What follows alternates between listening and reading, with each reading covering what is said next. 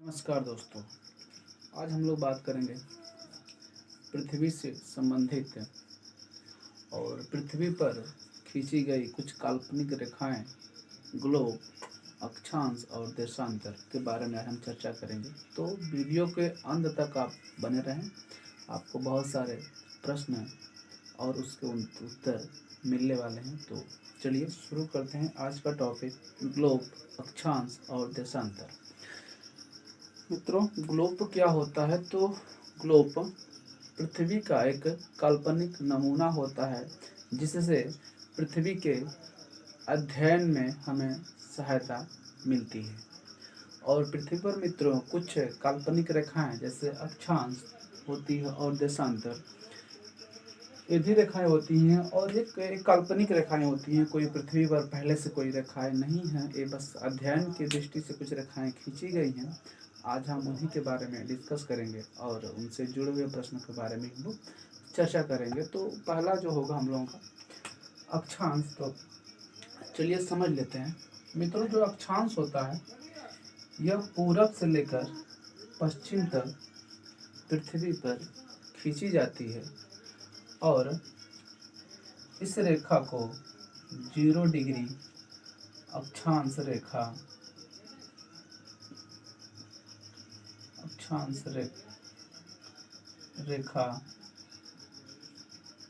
भूमध्य रेखा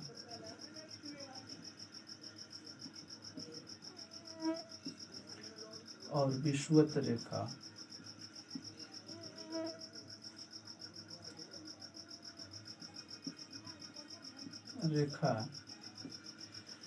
के नाम से जानते हैं। तो पहले हम अक्षांश के बारे में समझ लेते हैं। मित्रों, जो अक्षांश रेखाएं होती हैं यह पृथ्वी के बीचों बीच से जाती हैं और ये 0 डिग्री अक्षांश रेखा होती है, इसलिए इसे अक्षांश रेखा कहते हैं। और दूसरी जो होता है भूमध्य रेखा, यह मित्रों पृथ्वी को 2 बराबर भागों में बांट देता है, इसलिए इसको भूमध्य रेखा कहते हैं। और विषुव यानी विषुवत रेखा, विषुव का अर्थ होता है दिन और रात का बराबर होना। तो इस रेखा पर हर समय दिन और रात बराबर होते हैं, इसलिए विषुव यानी विषुवत रेखा कहे जाते हैं। मित्रों, एक एक अंश के अंतराल पर पृथ्वी के ऊपर और नीचे यानी कि उत्तरी गोलार्ध और दक्षिणी गोलार्ध में कुल 90 रेखाएं खींची जाती हैं। तो कुल टोटल रेखाएं 180 हो जाती हैं। ऐसे एक एक अंश के अंतराल पर तो कुल इधर से 90 और इधर भी 90 रेखाएं होती हैं। तो कुल अक्षांश रेखाएं की संख्या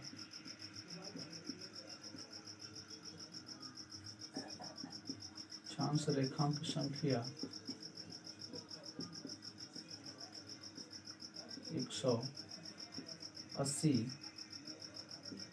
होती है।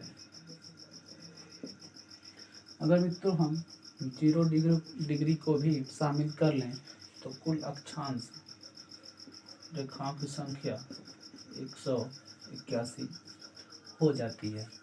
अब बात कर लेते हैं कुछ महत्वपूर्ण अक्षांश रेखाओं के बारे में। तो ऊपर की तरफ यानी नॉर्थ की तरफ अगर आप आएंगे तो 23.5 डिग्री कर्क रेखा,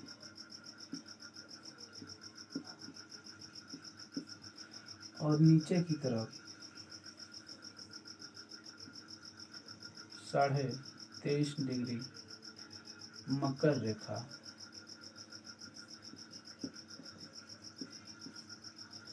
होती है। और उत्तर की तरफ 66.5 डिग्री आर्कटिक रेखा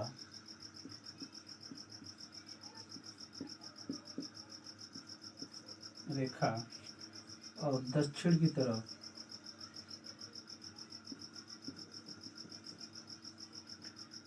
'अंटार्कटिक रेखा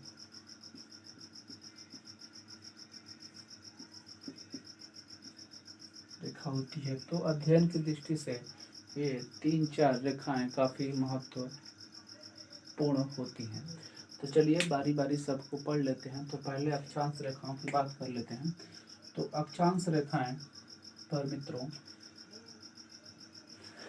टेम्परेचर यानी तापमान को दर्शाया जाता है और इन्हीं से जलवायु का भी निर्धारण किया जाता है कि किन किन अक्षांशों के बीच किस प्रकार की जलवायु पाई जाती है।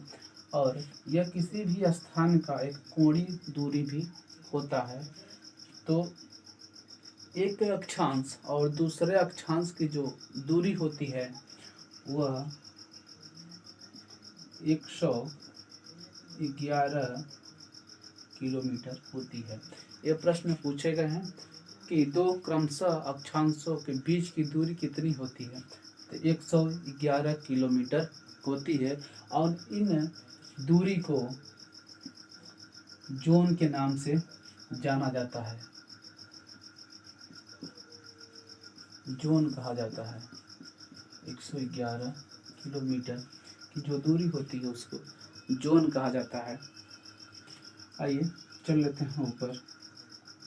तो ये जो रेखा आप देख रहे हैं 23.5 डिग्री कर्क रेखा उत्तरी गोलार्ध में मित्रों 21 मार्च को इस रेखा पर सूर्य लंबवत चमकता है। उस दिन उत्तरी गोलार्ध में सबसे बड़ा दिन होता है। और नीचे आएंगे तो मकर रेखा पर 23 सितंबर को दक्षिणी गोलार्ध का सबसे बड़ा दिन होता है। तो इस दिन को शरद ऋतु और इस दिन को यानी कि 21 मार्च को बसंत विषु के नाम से जाना जाता है। मित्रों एक तो अक्षांशों की बात रही, कुछ देशांतर रेखाएं भी होती हैं, उनकी भी बात कर लेंगे। लेकिन उससे पहले एक बहुत ज़्यादा महत्वपूर्ण प्रश्न यह है कि ये जो रेखाएं होती हैं यहाँ पर जी का मान यानी कहें तो विषुवत रेखा पर जी का मान कम होता है। जैसे ध्रुवों पर जी का मान सर्वाधिक होता है। तो सर्वाधिक जी का मान जो की बात करेंगे तो वो दोनों ध्रुवों पर होता है, साउथ और नॉर्थ पोल पे। और उसके बाद ऊपर जाएंगे तो जी का मान घटता है, नीचे भी आएंगे तो जी का मान घट जाता है। और इन क्षेत्रों में सर्वाधिक वर्षा होती है।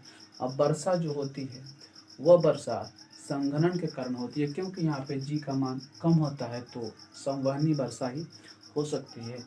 और मित्रों चक्रवाती तूफान भी चलते हैं तो दिशा क्या होती है, अभी प्रश्न पूछे जाते हैं। तो उत्तरी गोलार्ध में जो चक्रवात चलते हैं वो एंटी क्लॉकवाइज चलते हैं, यानी कि घड़ी की दिशा में वो नहीं चलते, घड़ी की विपरीत दिशा में चलते हैं।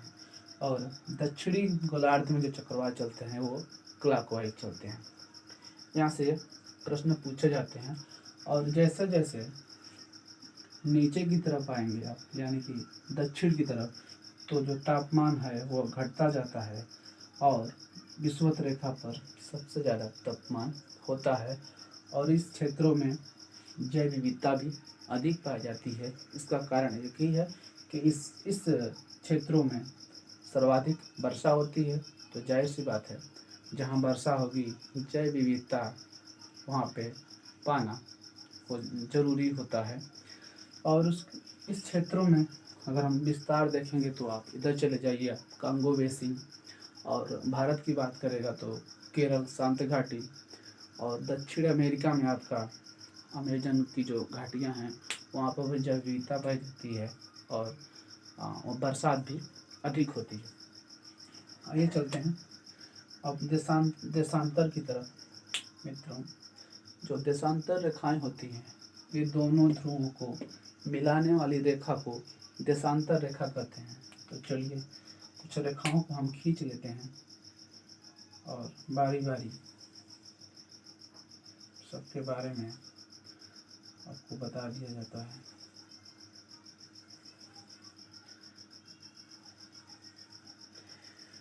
मित्रों ये हो गई देशांतर रेखाएं। देशांतर रेखा में मित्रों इस रेखा से समय और तिथि का निर्धारण किया जाता है और इस रेखाओं की जो क्रमशः दूरी सर्वाधिक होती है वो विषुवत रेखा पर होती है 111.5 किलोमीटर, जिसे गोरे के नाम से जाना जाता है।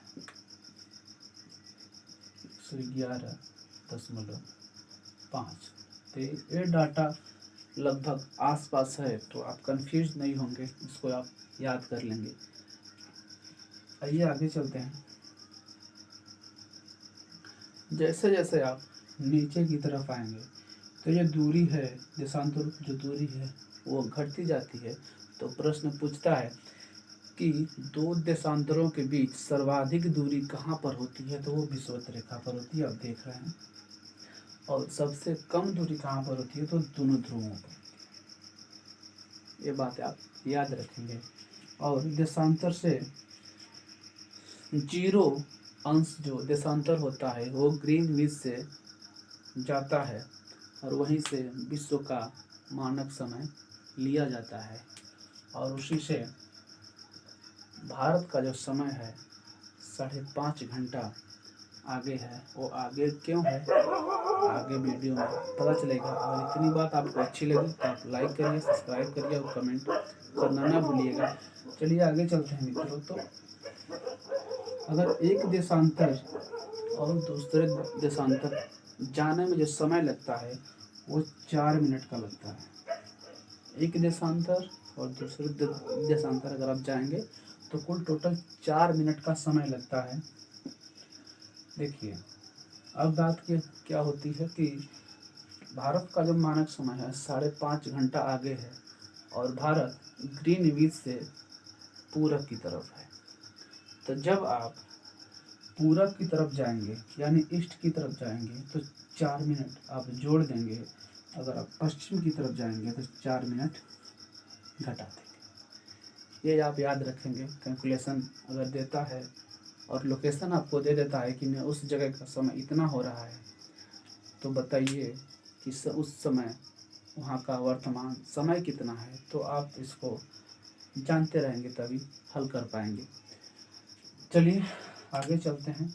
तो जो भारत का लोकेशन है मित्रों कुछ यहीं के आसपास आपका भारत पड़ता है, जो कि अक्षांश रेखा से 876 किलोमीटर दूरी पर होता है। ये भी आप प्रश्न याद रखेंगे। अक्षांशों में अगर ये पूछेगा कि भारत का लोकेशन यानी दूरी कितनी है भूमध्य रेखा से, तो 876 किलोमीटर दूर है भारत। चलिए आगे चलते हैं। तो भारत का लोकेशन इधर दिख रहा है आपको। और इन रेखाओं की मित्रों बात करेंगे जो देशांतर रेखाएं हैं, 180 एक साइड और 180 वो उस साइड होता है। तो कुल टोटल देशांतर की संख्या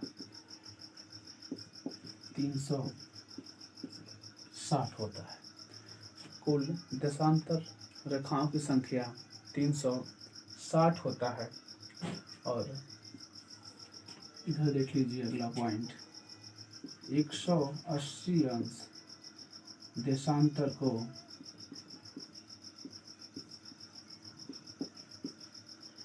तिथि मानक कहा जाता है। तो जो 180 अंश देशांतर होता है वह तिथि मानक लिया जाता है। और 180 से आप पूरब की तरफ जाएंगे तो एक दिन का बैरी हो जाता है, तो एक दिन कम हो जाता है और एक दिन बढ़ जाता है। पूरब की तरफ जाएंगे तो एक दिन डेट बढ़ जाएगी, या पश्चिम की तरफ आएंगे तो एक दिन आगे एक दिन पीछे हो जाएगा। तो ये भी चीज़ आप याद रखेंगे। और जीरो अंश देशांतर ये आपका जीएमटी यानी ग्रीनविच से जाता है और यहाँ से भारत का 5:30 यानी कि 5 घंटा 30 मिनट आगे है।